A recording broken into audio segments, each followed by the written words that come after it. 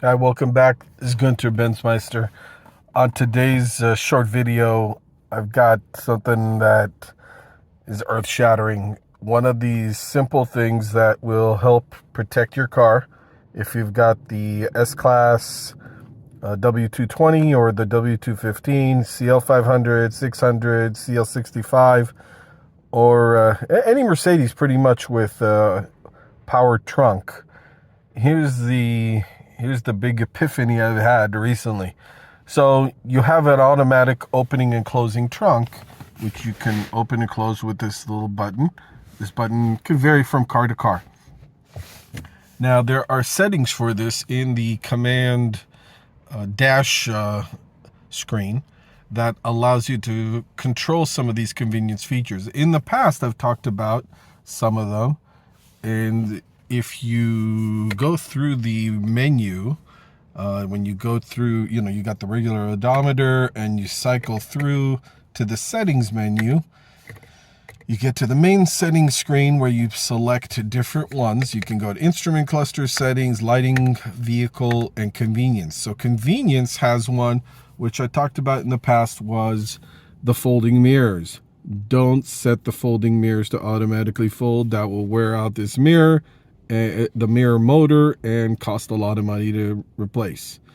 I like my mirrors just to stay unfolded and ready to use all the time. I'd rather protect them. It's not much of a convenience for me for them to fold in. Same as the auto tilt steering wheel and seats. I don't care if those move out of the way for me to get out of the car. I can get out just fine without that, because those motors can have wear and tear on them and get worn out. Now, this next thing is it just came to me, an understanding that I got based on a problem I've been having, which is occasionally when I try to open and close the trunk, when I try to close it, the buttons don't work. And I'll show you that in a second. But let's jump ahead to the solution real quick. Here it is. You cycle through these things, you go to vehicle, and then click the arrows right over here, and you will get to opening limiter trunk lid. Now, at first, I didn't understand what that meant. What's the point of that? I'd rather have the trunk just open all the way. I guess some people might have a clearance issue if that trunk can bump into something like an overhanging shelf or something in a garage possibly. So you don't want it to pop open all the way. Fine. But in my case, I found another reason, which I kind of noticed based on how this trunk opens and closes. When it closes, it really slams itself shut. And that force, that slamming force, which I'll show you in a second on the video, that I think takes a toll on the lock actuator, which has vacuum air assist, to do the soft close, the opening and closing mechanism. There's an air reservoir in there that is made of plastic, and when those break, then the air leaks, and then you've got a complicated, expensive repair. Mine works, luckily, knock on wood, but I've been noticing another symptom of an issue when the trunk opens and closes.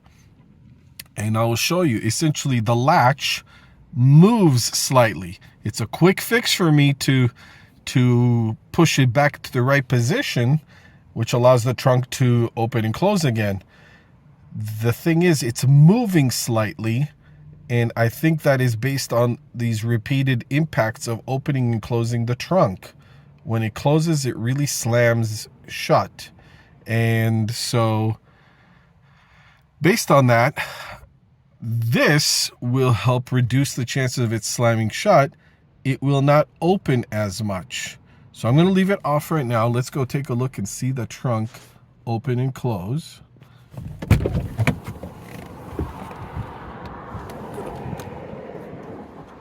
Open the trunk.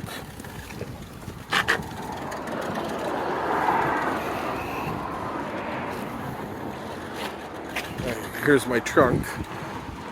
Now the problem that I was having was this latch would close and the whole thing would move, and when it does that, it thinks that it's closed and the two buttons right there will go dark. They will not be lit up. Right now there are lights in them and they are lit up. It's a little bright outside, but they are lit. So all I had to do was go in and adjust this back, push it back, and then everything works again. But let me show you what happens when you lock this trunk.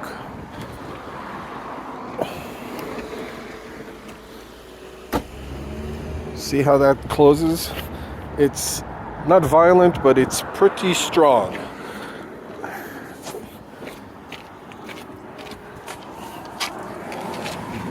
Now we're going to go through the settings,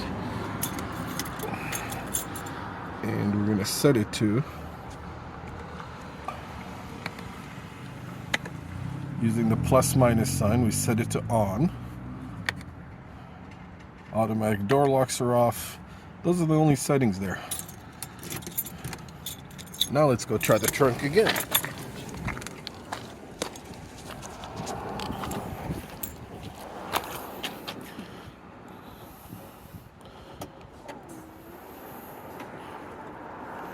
There it is. So now it doesn't open or close as much. I can still get into everything. Now let's close it.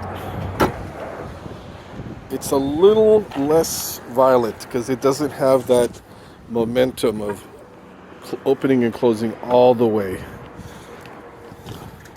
So that's my recommendation. If you want to protect your trunk a little bit more, to protect that the lock mechanism and everything else, set that thing up and you should hopefully have a longer lasting, more reliable car. All right, if you like this video, please like, subscribe, share this with your friends. We'll see you soon with another video.